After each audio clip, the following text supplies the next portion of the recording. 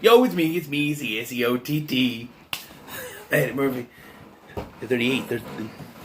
Okay, so we bring you back another 48 hours, which, like I said, I was going to wait till next week, next Thursday to do, but there's another movie I want to do, so I figured I'd do this now. Yeah, so another 48 hours came out, keep this in mind. The first movie came out in 1982. This movie came out in 1990. That's 8 years later. 8 years. Eddie Murphy was already a big star by now. And 8 years it came out. Now, the plot revolves around Jack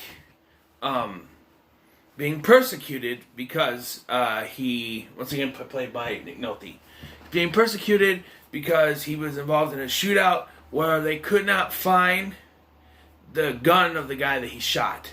And so he's being persecuted. And so he goes to Reggie Hammond because he believes that there's a drug dealer called the Iceman, which is also after Hammond. And it's because Reggie knows what he looks like. Now, right away, I knew what was going on in this movie. I've seen it before. But something I didn't think of when they reveal who. Because I knew who it was on this. When he said, man, I know why he's after me. Because I know what he looks like. I know what he looks like. I can point out the son of a bitch. You know? And I'm thinking, wait a minute. Because I don't want to reveal it already. But yeah, he pointed out, okay, so the whole thing is he wants to get out of jail, right? Or prison. Now, here's the thing. He was serving he had 6 months left on his, I think it was 6 months. 6 months left on his, wasn't it? 6 months or 6 years, whatever, left on his term. And he's still in prison. And that's because he supposedly robbed a bank or something, or armed robbery or something like that, and he said it wasn't him, but that's what they say. And, pimples. Happens when you sweat. So yeah, so he gets out of prison, and, you can see, thinking about it now that I realize that this came out 8 years after the first one. He only had 6 months or 6 years, whatever, left on his term. It's kind of bullshit, don't you think? That he happens to still be in prison. I mean, they set this up, but then they just say that it's because he was blamed for something. I don't know. There are these two bikers. One of them, the brother of Gantz from the first film. He's Cherry Gantz, is the name in this one. And he's really not inconsequential. He's really just a small part. But he's these bikers. And I think that they were working for the Iceman. And then they killed the guy, this black dude, that was working for the Iceman. And they would go after the Iceman at the end. No one but Reggie knows what they look like. And, so, okay. I'm going to reveal it to you right now. The Iceman is Brian James, or Ben Kehoe from the first film. Brian James' character, Ben Kehoe. Friend of Jack's. They reveal this when Cruz, another detective on the force, walks in, and Reggie's like, man, what you talking about? I thought you said the Iceman's in here. I see no Iceman. No, that ain't Iceman. Bullshit, I know that Iceman. That no Iceman. And it turns out to be Ben. And I was like, wait a minute. Reggie was we may not have seen him. We may not have seen them in the same place at the same time. But Reggie was in and out of that police department in the first film. Now, I don't know if it was before that he saw the Iceman. Before his first term. But it makes no sense that he wouldn't have pointed out, hey, wait a minute. That's that drug dealer, the Iceman. I know we didn't actually see them on the screen together. But but he would have seen him in passing, just walking by or something. And even the twist that it is him is kind of like jumping the shark a little bit. Like, oh, hey, Ben Kehoe, he was a minor character in the first film. In the background, they'll never suspect him as being the Iceman. Well, that's because he had maybe 2-3 lines in the first film. What happened to, 8 years? You know, he said when he first meets him, he's like, I quit drinking. And he cut his hair and he quit drinking, I guess. Still smoking. But there's this, and that leads to a funny thing in the end, but like, so Reggie is really trying to prove that he's gone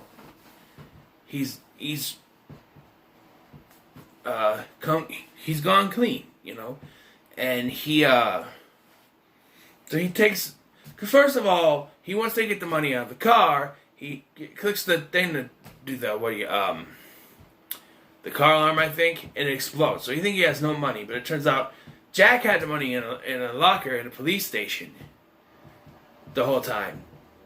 There's the money, and he goes to character played by Tisha Martin Campbell, who you may know from such things as My Wife and Kids or Martin. But she has a small little role, and she plays the daughter of a guy that he knew in prison, and he gives her the money, and then out of nowhere the bikers show up. It's like bullshit. They would not know he was gonna be there. It's just very like they followed him from the police station or something. It makes no sense that they were just there. Someone's like, oh, we need to have them involved in the climax. We need to figure out. Just have them kidnap him and the girl in the department store. It's like, how would they even know he was there? I watched this movie. I watched it. Okay, they're not tracking him or anything. They just know he's there, and that's bullshit. It's plot convenience. I point this out all the time because there's a lot of movies that use plot convenience to make you inconvenience, and that just happenstance, and you don't think about it. But it's not common sense here. All right, this makes no sense, as I should say, is because how would they know he's there? Because he gives them the thing, and she's talking to him. He's talking to her, and all of a sudden they pop up with the guns, and it's just like, what? And there's this character played by Kevin Teague, or Kevin Tye, whatever. If you saw his face, you know who he is. He was in Newsies and My Bloody Valentine 3D. If you saw his face, you know who he was. And his character was inconsequential because he's a red herring for the Iceman. That's all he is. He's always, every time Jack tries to do something, he's a thorn in his side. He's right there to stop him. And so that makes you believe, oh, he's going to be the Iceman. And then when Jack points it out, Reggie's like, no, that ain't him. I ain't bullshitting, that ain't him. It's just like, okay, he was a red herring. And then you have Cruz, and it's like, it can't be this guy that we've never met before. Because it's got to be someone that we know. It only makes sense that way. If you pull out someone we've never seen before, it's like, okay, who's that guy? And we just now found out who Cruz was. Because apparently Cruz was supposed to run the picture for the guy, or they're supposed to run the picture for the guy, and Cruz arrested the guy a couple months ago. And they never said anything. And it's just like, well, who's Cruz? And this guy, it's so inconsequential, he can't be the Iceman. And he's not. It's Kehoe, which makes sense because it's someone we know, but in the end, Reggie would have seen him at some point when he went in and out of that police station, whether we saw them both on screen or not. There are times when he's in the police station and we're following Jack that he could have seen him, you know what I mean? It just doesn't make it, we wanted to take this minor character from the first film, make him the main villain of this film. And, that could be cool, but in the end, you gotta have it make sense. And this movie's pretty cool. One thing I do like, this movie's okay, I should say. Okay, I was thinking that pretty cool thing I do at the end is that, so, Kehoe has Reggie, and Reggie's like, man, I haven't had a bad day anyway. Why don't you go and shoot me, Jack? Just shoot me, Jack. And he shoots him. And then he's taken away to the hospital and stuff. And he's like, here, it's $500 grand. We'll talk about it at the hospital. And then he goes to, put it in. They shut it up, and they go to, drive away. He puts a cigarette in his mouth. He goes to light it, and then they cut to Reggie in the ambulance with the lighter, and he flips it on. And he's laughing. That Eddie Murphy laugh. And that's how it ends. And it ends with the song from the first one, which makes more sense in this one. The boys are back in town. Makes more sense in this one than when they play it at the end of the first one. It's like, but this is the first film. I didn't mention it in the first film because I didn't know if it was going to be in this one. I was going to say, because if it wasn't, I was going to point out, there was a song in the first film, and it went, the boys are back in town, which would have worked better for this film. They didn't play this film. They did. It's at the end of both films, which is cool. I would like to see, and I know Nick Nolte's not in the best of conditions nowadays. He's all old and disgruntled, but I would like to see a third one. And I know it's talking about a remake. Don't do that. Give us a third one. Give us a third film. I think it would be cool to see Eddie Murphy and Nick Nolte get back together. Or even if they can't get Nick Nolte, have Eddie Murphy come back.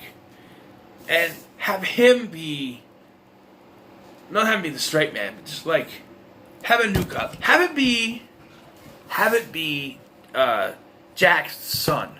Let's say Annette O'Toole's character was actually pregnant in the first film that he didn't know of. And we'll have it, try to get her last name or whatever. And you don't have to bring Annette O'Toole back or nothing. Just like, now he's now a detective. And he's in his, let's see, 1983 he would have been born. I was born in 1987, I'm 33. So how many more years? 4? So minus 4 years for me. So I'm 33. Add 4 years, I should say. So 37. Cast a 35, 37-year-old actor to play the role. And he's running a case, and he runs into someone who is connected. Oh, you can even connect it to this one too. You could say that there's a new criminal out there called the Iceman, and that he finds out the people who took that the cop who took down the original Iceman was his father. It was a man named Jack Cates.